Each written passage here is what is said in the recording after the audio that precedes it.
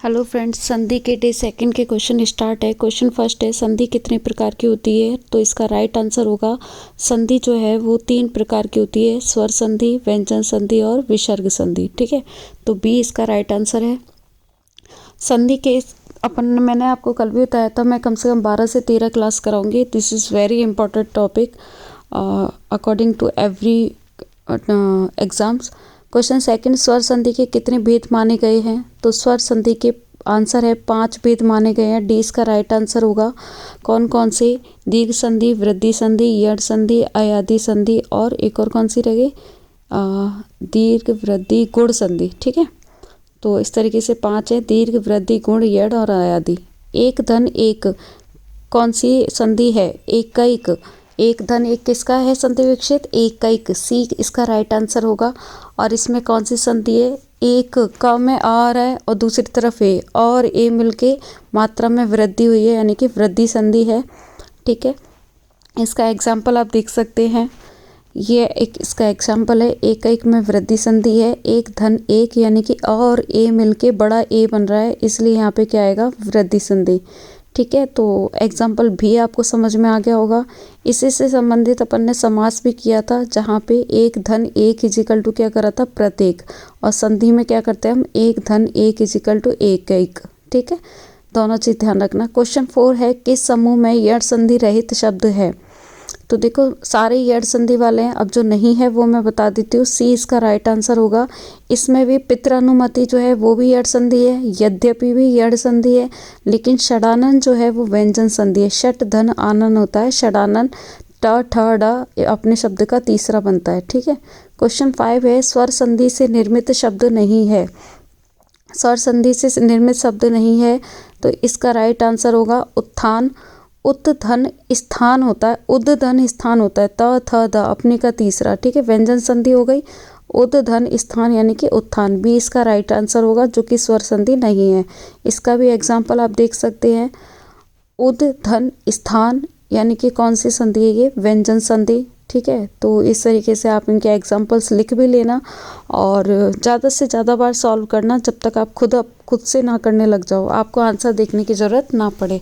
ठीक है, बाकी संधियाँ तो ऐसे नाम से तो सबको याद ही हैं, अपन को एग्जाम्पल ज़्यादा से ज़्यादा करने हैं। ठीक है, क्वेश्चन 6 है, निम्न में से कौन सा संधि शब्द सही है?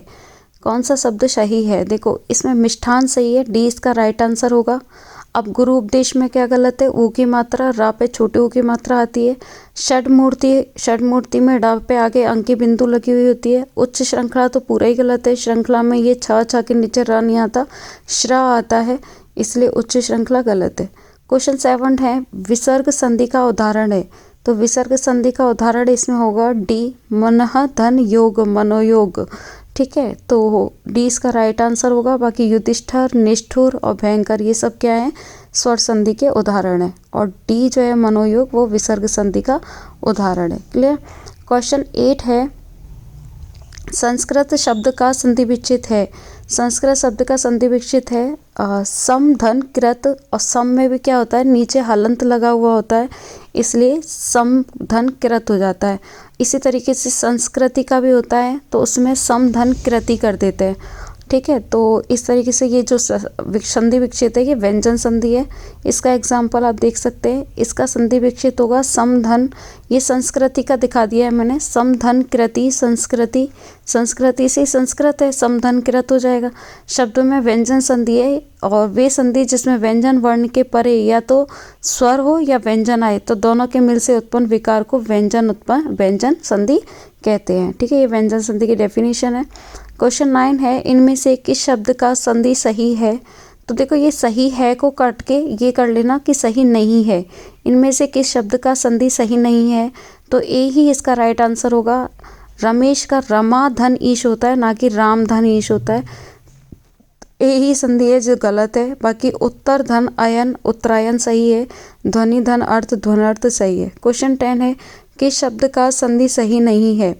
तो इसमें तो देखो सारे ही संधि सही है। परी, परी में छोटी की मात्रा है। इच्छा, परीक्षा, ये भी सही है। अभिधन, इष्ट, अभीष्ट भी सही है। वसुधा धन, एव, वसुदेव, ये भी सही है। विधन, आप्त, व्याप्त, ये भी सही है। तो इसके सारे ही सही है। सारे शब्दों को अच्छे से समझ लेना कि किस में कौन सी मात्रा आती है और कहाँ पे कौन सा शब्द सही होता है। ठीक है, तो संधि का अपने 20 क्वेश्चंस अपन ने कंप्लीट कर दिए। अब वो 150 क्वेश्चंस करेंगे। वीडियो पसंद आए तो लाइक, शेयर, कमेंट, सब्सक्राइब जरूर करना। ज़्यादा से ज़्यादा शेयर करो जिससे जल्दी से जल्दी 1000 सब्सक्राइबर हो जाए और मैं लाइव क्लास लेने लगूँ। Thank you.